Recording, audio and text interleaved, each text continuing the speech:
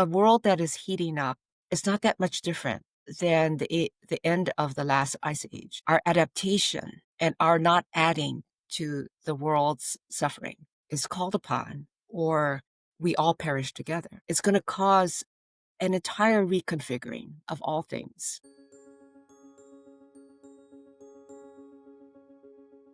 Welcome to Climate Changed, a podcast from the BTS Center. I'm Autumn Brown, artist, theologian, mother, and freedom worker. And I'm Nicole Diroff, an ordained minister in the United Church of Christ, a Maine master naturalist, and associate director at the BTS Center. On this podcast, Autumn and I explore together how spiritual imagination and real-world practice meet this moment of change. We ask you and our guests what it means to live, to love, and to lead in a climate-changed world. Today, we're talking with Norma Wong about what it means to be good ancestors in a time of collapse, how we might reconstitute community and resilience when so much around us feels uncertain. Norma Wong, also known as Norma Ryuko Kaweloku Wong Roshi, is a native Hawaiian and Hakka Zen teacher. She is a lifelong resident of Hawaii and the abbot of Enko Inn, an independent branch temple of Daihonzen Chozenji. Norma is also an 86th generation Zen master who has spent over 40 years applying Zen and indigenous values to transformational change. Before we begin, a few reflections. As you listen, you'll hear Norma describe what it means to live with collapse as a teacher. She speaks about breathing as a practice of community, about accompaniment as our natural state, and about how indigenous and Zen traditions offer ways of seeing that reweave what has been torn. This conversation asks us to think beyond individual leadership, to understand spiritual leadership as something we hold together. Before we move into the interview, let's take a moment to ground ourselves. I'm happy to share with all of you today a song called Woven Together that was composed by musician Pax Ressler for an event the BTS Center hosted featuring Sherry Mitchell, attorney and Indigenous leader. Pax was invited to craft a song that reflected something the BTS Center had been talking about a lot, which is theology in a kinship worldview. You'll hear that in the lyrics of the song. And a beautiful moment occurred following our online event with Sherry Mitchell. She was so moved by Pax's song that she invited them to come to Maine and be part of the closing ceremony for a many-day walk she was organizing called A Journey for Peace and Friendship. With very short notice, we made it happen. So Pax was able to perform this song again in the presence of all of those journeyers. Enjoy.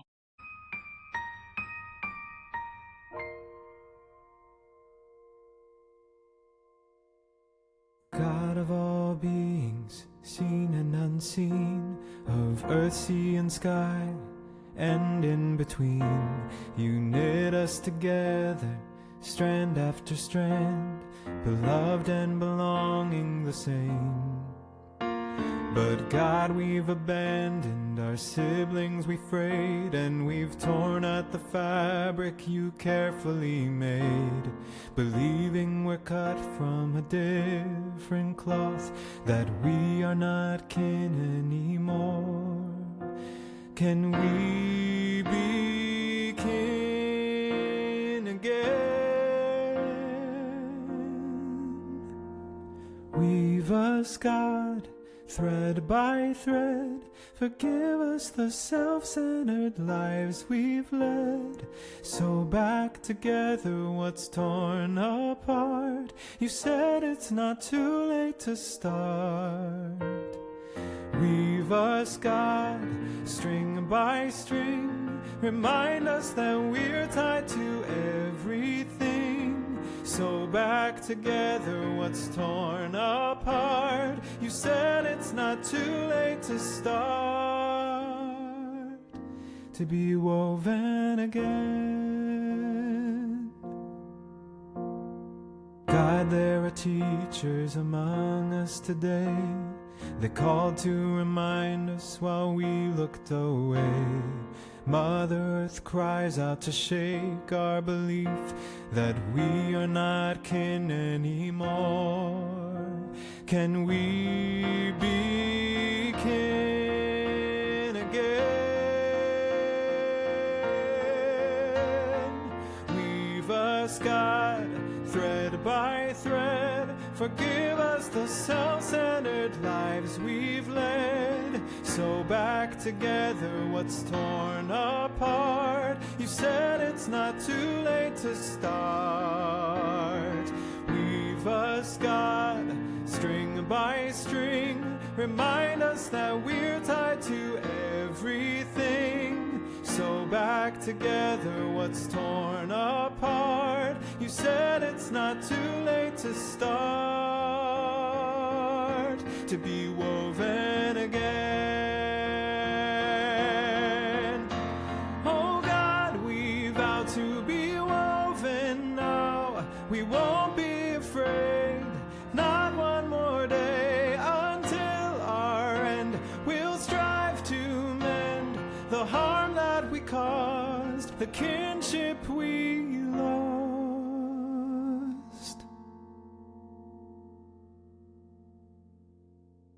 Weave us, God, string by string. Remind us that we're tied to everything. Sew back together what's torn apart. You said it's not too late to start, to be woven again. Weave us again. We will again.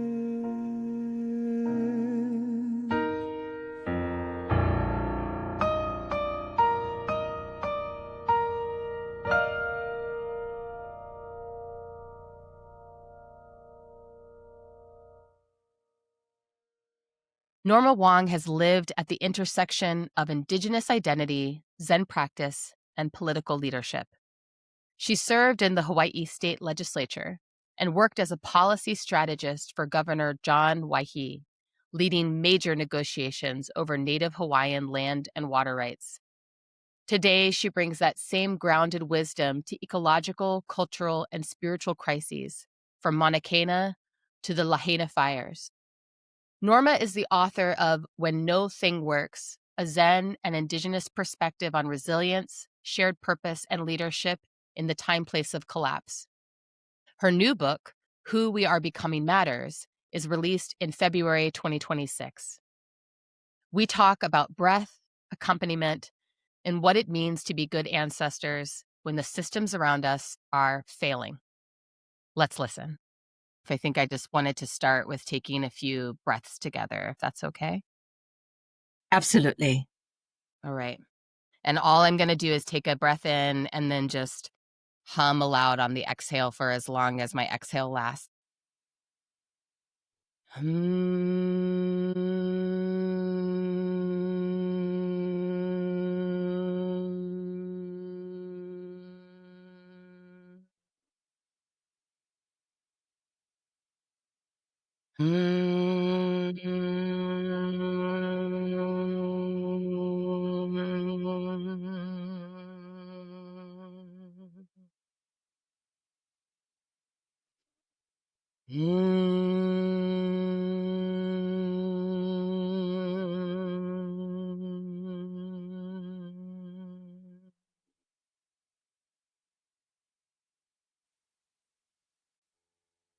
Thank you. Thank you so much. Your listeners were also breathing and humming at the same time. Then, even if they were by themselves, they would have resonance with other human beings.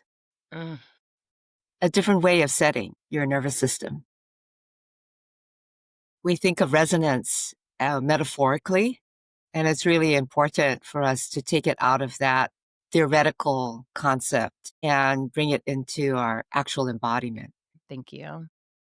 I see in your background the pillow that says "Be a good ancestor," which feels like a really good note for us to start this conversation on. I see you as someone who is in the world really thinking about this, thinking about how to be good ancestors and modeling a particular way of becoming ancestor. I have so many questions for you about spiritual leadership in a climate changed world. But I think maybe the place to begin is to ask you to talk a little bit about how you understand the work of spiritual leadership and in what ways you have found yourself offering spiritual care, offering accompaniment, offering spiritual grounding for others. I'm thinking of this in the context of ecological disruption, but I imagine that for you, it's been across different phases of your life and at different times. It's maybe shown up in different ways. Autumn, as you know, the expansion of my life has taken different pathways. I started very much in community work. I was deep into politics. I was very lucky that my political life opened up just at the same moment when I started my spiritual practice. I believe that without that, I would have lost my way, as it is very easy to lose one's way. And I say that without judgment.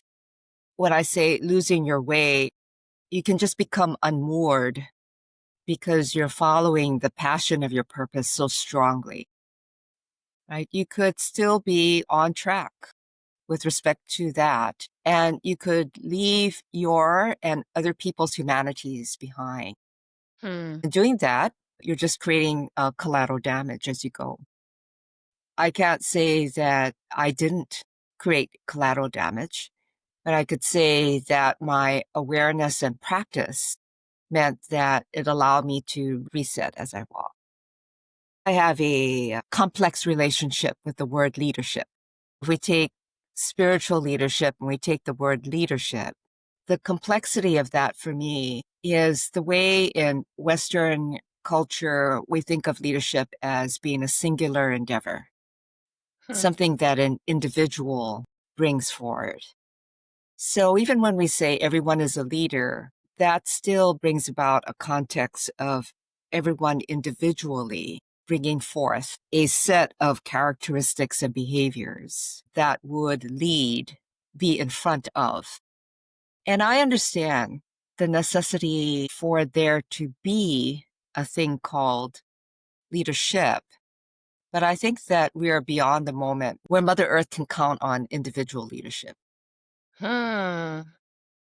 If we look at the universe as our guide in that regard, there's nothing about the universe that's singular. It is totally in relationship with all beings. It is a complex organism that finds its path even in the chaos that it is right now. It is attempting to move towards the balance of a new norm. It's gotten to a state where it is trying to find its way, as it has through many, many millennia in which humans were not a part of it. So it's trying to do that. And when it's doing that, it's doing it in relationship with all the beings, the humans being among the least of it, right? So the great oceans, right? The land masses, the billions of non-human beings that are breathing its air and exhaling into its universe. All of the trees, the pollen, right? The plankton in the ocean. And all of this is in relationship to each other. And then we as humans think, okay, what's called upon us is to act in our individual leadership. Okay? When you put it like that, Norma. I think that's a limited aspiration. Okay? I think we can believe and cultivate and grow and work into a much larger aspiration where we are in companionship with all the beings, including the universe. In the native language, we have a word called Kakou. That's a Kakou. There's a macron over it, over the two syllables. So it's Kakou. This word Kakou means us, and it's us more than two. Okay. And so that notion of spiritual leadership being a Kakou thing, accumulated endeavor, not a co-leadership, where we're trying to negotiate between two or more leaders how we will exercise our leadership, but an accumulated experiential way in which we are in tangible cohesion, moving with. And the with and for are the same. It's not a binary. A long kind of unnodding. I'm just giving you a window of what it is that I'm hearing and feeling internally whenever anyone says the word leadership. I appreciate that. I'm reflecting on the way that when we imagine spiritual leaders in action, even when we're talking about spiritual support through the lens of accompaniment, there's still a sort of maybe an imagery associated with that activity that is one person coming alongside another person, that it is a one-to-one relationship, or it's about the individual orienting to another individual, or the individuals orienting to a group, which is different from, say, meta compassion practice of imagining that my practice is actually happening in concert with everything that is alive, regardless of whether I'm actively in space or in touch with or in relationship with others. Even the ways that we imagine or conceive of support and accompaniment tend to be one individual's actions in relationship to another's. Yes, I do believe that that's a construct, right, that we have. It's a construct because of the ways in which we are, especially within certain countries. So I think that in the country called America, that we have a hyper-individualism. This is part of how we've separated ourselves from the environment. We think of our successes and our freedoms and our rights even, right? Our rights arise to us as individuals. Mm-hmm. And this brings us into a way of being in which we have to even consciously work at being an accompaniment, right? Rather than that being like a natural state of being. If we are to rise in our spiritual leadership, it would be a natural state of being to be in accompaniment with all beings, right? Including the humans. And that it would be in relationship to the universe in a way that we would understand that our time here is brief in relationship to the universe. And so therefore, how can we in this moment be as good a guest and a steward as we can? And then what does that mean on a daily basis, right? What does that mean on a daily basis?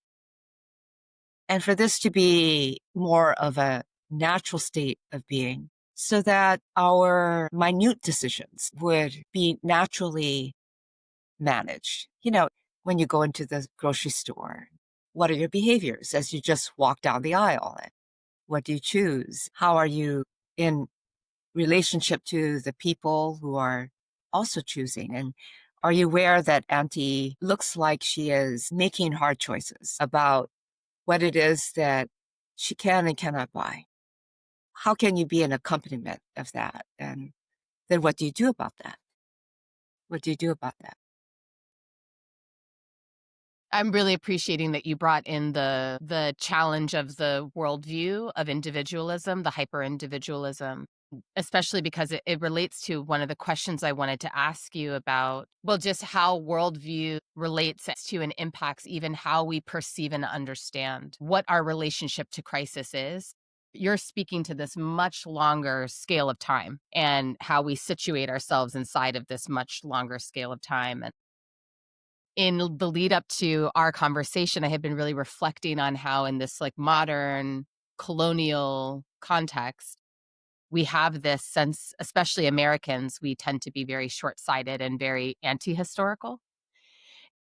I've noticed that Indigenous leaders, Indigenous communities that have a more intact or unbroken lineages, their own history, and unbroken contact with their own stories tend to, and this could be a projection on my part, but it seems that there's like maybe just a little less reactivity or a little less freeze state in response to crisis conditions, like, or a different kind of grounding or a different way to meet crisis without panic. I've been thinking a lot about indigeneity. Indigeneity as a way of being, not in its cultural context. Certainly, there are people who can call themselves indigenous today, as my people can, because of the historical cultural context of being Native people in place who have a culture that has been brought forward from time immemorial and who have ways. There's that cultural historical context of indigeneity. And then there's a way of beingness that culturally intact Indigenous people have. But it can be said that in a remarkable way, all Indigenous people throughout times would have had very, very similar ways, which means that it wasn't cultural. Interesting. I'm Right. following. So the cultural part, I would have uniquely, right, to a Zulu or a Anishinaabe, right, or an Upiak, right? The Kanaka Maoli version of our culture would be different. But in terms of ways, we would have certain ways that would be so foundational. They would be source. And that source would have been source for all folks of indigeneity, irrespective of where they are in the globe, wherever they were in time. Which means that all peoples at some point in their human history would have had that way of being. If you cannot call yourself indigenous today, it's because you were separated from that way so long ago, right? And also your cultural ways. But that source aspect would have been separated much sooner than your cultural ways, Interesting. right? Just to clarify, sooner as in before, that the source way is separated first before the cultural way can be separated. That's right. Because you can relearn a language, okay? Right. All right? On a didactic way, right? Through phonetics, through listening and things like that. You can relearn a language. You can relearn how to make certain foods. You can relearn those types of things. And those would be cultural ways that might give you a glimpse into the ways that are deeper than that, but would not mean that you would be tied into source in a way that irrespective of whether you can speak the language, you would still be tied to source. And I've been thinking about this because of two things. One is that for the indigenous peoples of the world, who, by the way, have particular views about the environment and also have particular wisdoms that could be useful to the world right now. We cannot be of use if we're marginalized as being the indigenous peoples who have our own ways. Then we can only be respected and honored to conduct those ways within the confines of our own people on our own lands. And that will be not enough. That will be not enough for the world at large. It will also mean that our people and our lands will not survive. You cannot keep the impact of the world out in a boundary around certain lands. You cannot keep it out by having a bubble around things. Even the Amish will perish. So that aspect about then, therefore, what is this way of being that needs to be understood and come into the being of people who cannot, in any legitimate way, call themselves as being indigenous. How can we be in the indigenous way? One of those ways is we must have a notion of our agency and our possibility and our responsibility to a much longer horizon, one that goes beyond our life, right? To be a good ancestor. What can I do in my life to be a good ancestor? What can I do in my life that would be beneficial to the time beyond the collapse? How much of my effort is in that end will mark how good of an ancestor I am. Wow. I'm really struck by this idea of I wrote it down, the source way and the cultural way. This idea that the disconnection from the source has to actually kind of has to happen before the disconnection from the cultural way. And, I was thinking about the orienting and chaos in relationship to your book. In your book, When No Thing Works, you talk about this metaphor of the slipstream that, as I understand it, is a way that well, I said it's a metaphor. I don't think it's actually a metaphor. It's like an actual thing, but it's a real thing. But an able metaphor to describe what happens when things feel like they're moving or something has unleashed. It's like there's a stream of movement, and then there's an additional force that causes things to move even more quickly. As I read and understand it, it seems that there's a way that the slipstream makes more things possible in kind of a sudden way if we're oriented appropriately. I think people feel a profound sense of the intensity of what is happening from an individual place. There's I'm looking around and screaming because someone pay attention to this thing that's happening over here. And the slipstream feels like a different way to be with that chaos that is maybe more about feeling the intensity and then seeking relationships to be inside of that intensity as opposed to resisting it. Among other things, in a slipstream, right, as individuals, we have very limited agency as individuals. But we should also understand that in a slipstream, systems and processes and institutions and governments, because governments are just systems and institutions and processes, that all of that will have very limited capacity to be able to deal with the roiling impacts of everything. In a polycrisis, in multiple crises, even those governments that are led by beneficial leaders who are trying their very best and whose ideologies they may have been part of creating, even those leaders and those institutions will be stretched thin and will be very fragile and will have difficulty delivering into its promise.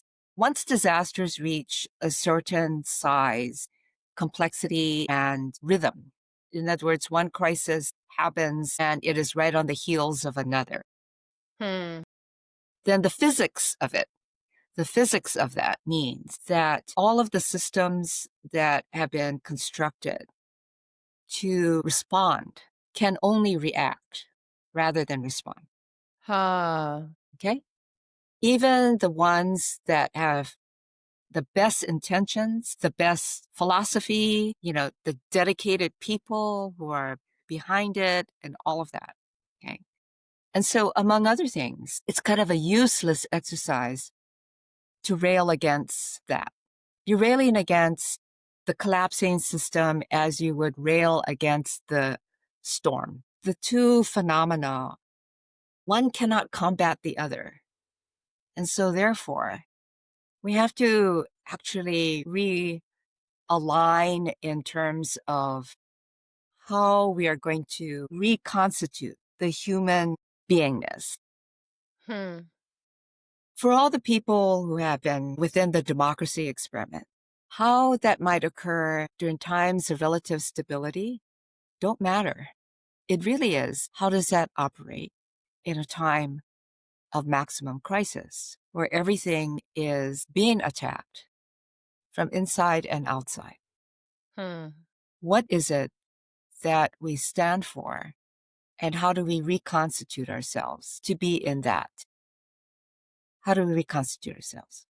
If we abandon each other for an ideal, then we would have totally lost our way.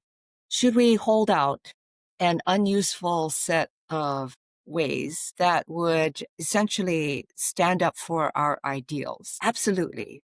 But when you stand up for your ideals, make sure that you are feeding the people, and make sure that people who are losing their homes are able to be taken care of. And understand that that is not going to be a systems thing anymore. Mm.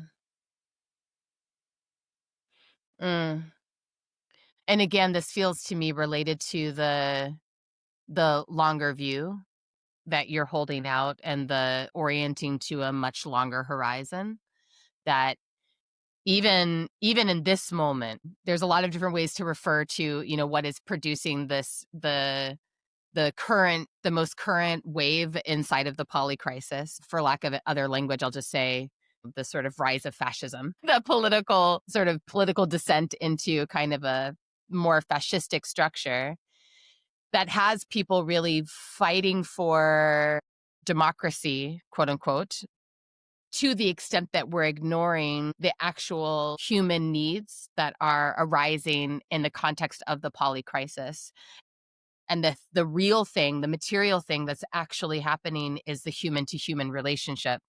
The opportunity inside of the crisis, as I understand it, is to create or recreate the material relationship between people inside of the crisis, rather than getting really attached to the ideology of any particular system or party. It's interesting to think about the role of spiritual practice, or the role of faith communities, particularly inside of that. They're often like a third space, not connected to governmental systems and institutions. It's not that they don't struggle with individualism, but they are kind of often trying to hold out a different way of being inside of an otherwise capitalist, individualistic structure. The opportunity is to expand the possibility of that third space without it needing to be associated with theocracy. Mm-hmm. It's the spirituality that I hold. So I practice Zen Buddhism. Zen practitioners are kind of known as the Jesuits of the Buddhist community. Okay. Right? We're kind of hardcore, and, when we do our meditation, we don't move. What spiritual leadership looks like to me is that people recognize the source of the spirit within themselves and in others who hold that spirit. In relationship to each other, they hold more than themselves, right? There would be a recognition of that humanity and what's required to stay in one's humanity, and the humanity not being separate from beings who are not humans, that kind of humanity. Humanity that is not separate from non-humanity. That's right. Right? It's not separate from non-humans, which is different than not having one's humanity.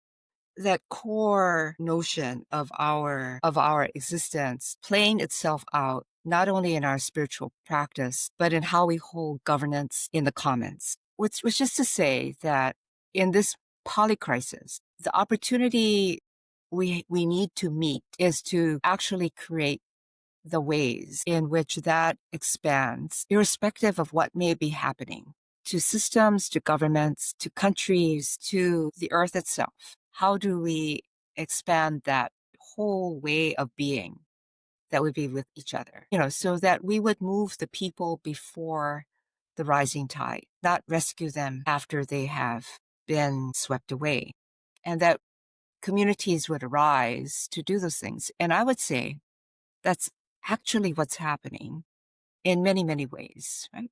in many, many places. But we think of that in an unhelpfully way as being, oh, the things that people are having to do because everything has fallen apart. And that I would see as being just part of what it is I would do, and it would be part of my contribution.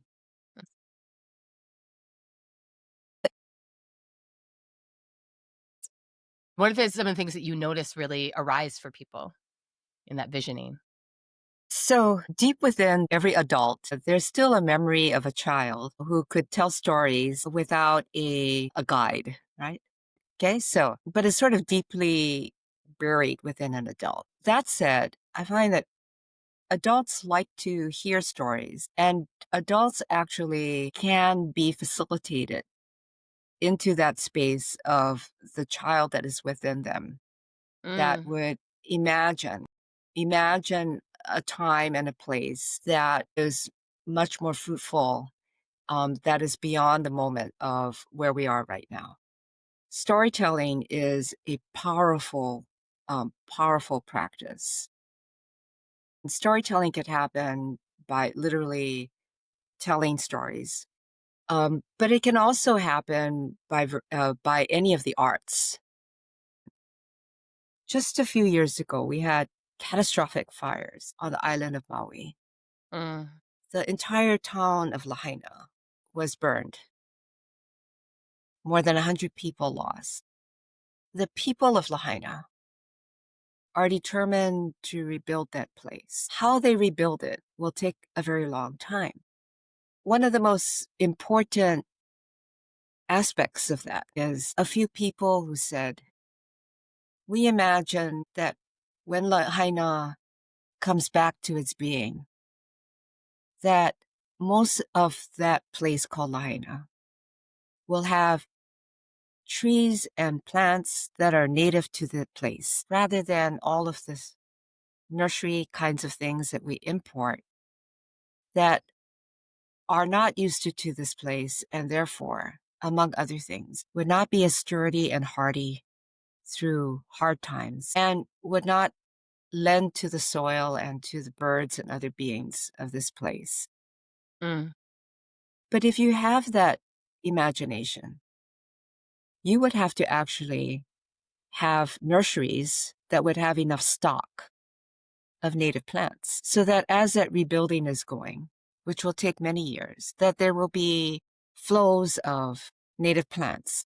Within every story, within every imagining, there's all kind of stuff that has to be done. I would use a different word, but this may be on the radio and you wouldn't be allowed to use that word. It begins with S and has less letters than mhm, stuff, mhm, mhm. right? Okay. But it's like there's work that would have to be done now in order for that future world to be what we want it to be. There are seeds that would have to be kept. There's plant stock that would have to be grown. There are technology that has to be redesigned to meet that future need, let alone the current need. Mm, Not just be a go-to that would lazily remove thinking from our minds. There's actual work that have to be figured. If you say it's going to be a world in which less than 25% of what it is that any household might need, yet you would purchase, that is a large and complex trading operation that has to get figured out. You would have to begin the experimentation of that at a pretty hefty scale to do that. And you'd have to go and do it now in order for all of that system to be in place, mhm, right? Okay. mhm, Less time discussing the theory of capitalism, more time building the actuality of what all of that would look like and have to be and be at scale, the re-education efforts that would need, huge distribution that would be at a commons level rather than a third party level. And Amazon without an Amazon, okay? mhm. So that work is not separated from today's work. The imagining work is not separated from that, right? It's the story that you tell that you immediately begin implementing into. And if you do that, it may indeed take many years to get there, but along the way, you will lessen the suffering. Mm. Mm. Yes, yes. I can feel that in my own life. The moments when I've been involved in mutual aid experiments, even the hardest times, there's joy. There's joy in practicing connection in that way, even under crisis and duress. There is something about being in a different practice with one another that is a part of that grand experimentation that guides us into that future that we can imagine. Being in a different practice together can bring a kind of joy and connection that maybe is also part of the rebuilding the pathway to the source way. We think a lot about reconnecting to culture, but some of what we're being called to do is going to be creating new culture, creating new cultural ways, in part because by necessity, the cultural ways cannot necessarily be so geographically specific anymore. Yes, I believe that that is the case. So if something doesn't work, then you have to think creatively, right? Rather than demand that it works. You've lived through so many movements, turning points, civil rights, indigenous sovereignty, women's liberation, globalization, digital revolution. You've seen ideas rise, fade, and return in new forms. From where you stand now, what feels genuinely new to the moment that we're in? What patterns or struggles do you recognize continue to repeat themselves? And how do you make sense of this dance between continuity and genuine change? What endures, what evolves, and what it is that we have to actually release and truly let go of? First of all, I would say if you live long enough, you would have seen many things. You would have lived through many things. Therefore, let us hope that that is what humanity does. I came upon a small piece of fact. At the end of the last ice age, likely there were humans who were already speaking in language, and therefore they were in relationship with each other because there would be no other reason to formulate language but to be in relationship with each other. And I wonder about what those humans were thinking about at that moment as the world changed so much in the life of themselves and their immediate descendants. And what it is that they said to each other, what is it that they hope for? Because there's also no reason for a language to exist unless it is to express one's hopes. That being the case, we actually have right now not only the experience of the last 70 to 100 years, we have the experience of tens of thousands of years. We have both repeated things that we should know better not to repeat. We have also strived to come into a better understanding around things, and both are true. It's not a binary, right? Both are true. Mm-hmm. Which part of us will prevail? Can we set aside our constructs and come back to more of the fundamental aspects of like human life and dignity in common cause, in repair of ourselves and of others and the earth itself? Can we make mistakes and arise from them? Can we lay aside the grievance long enough to do the repair? Can we find a new resolve that we are determined not to outsource to some system or to some machine and really do the hard work of reimagining? And in that reimagining, understand that there will both be new and old themes. May the old theme not be an ism. Okay?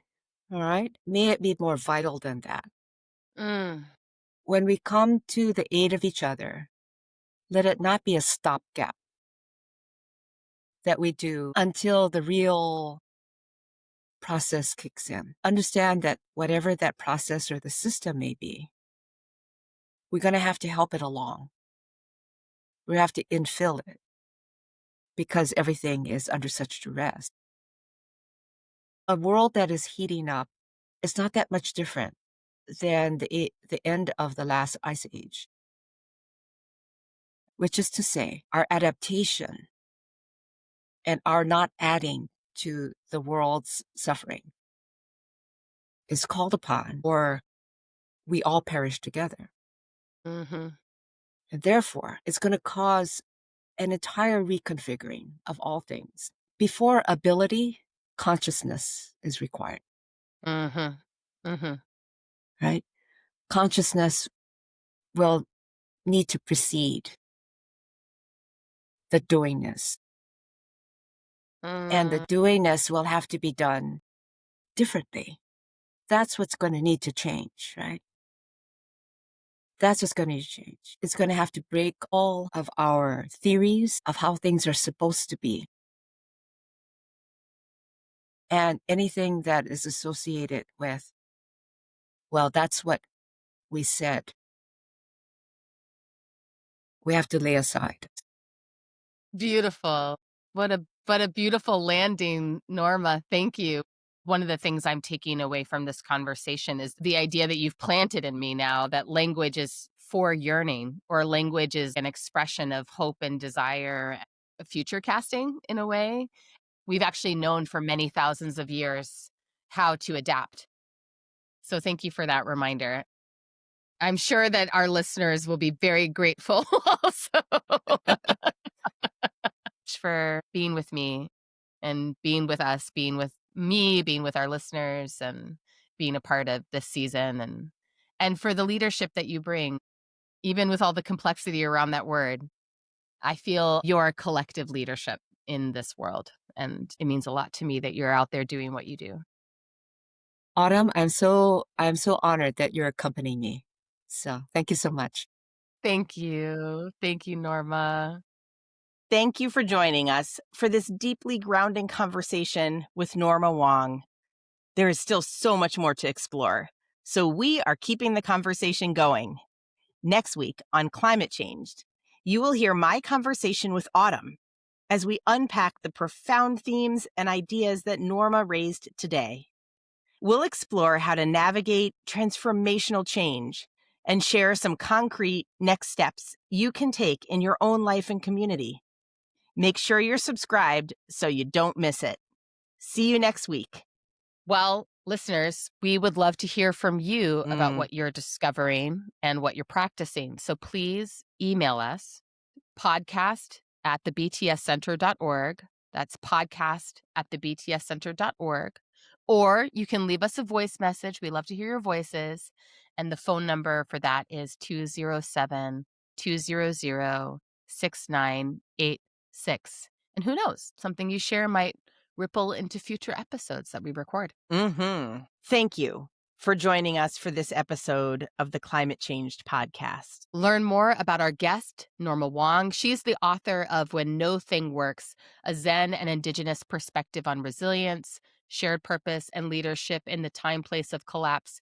You can learn more about her and her work at normawong.com. Climate Changed is a podcast from the BTS Center, cultivating spiritual leadership for a climate-changed world. You can find transcripts, discussion guides, and now full-length video episodes with bonus material.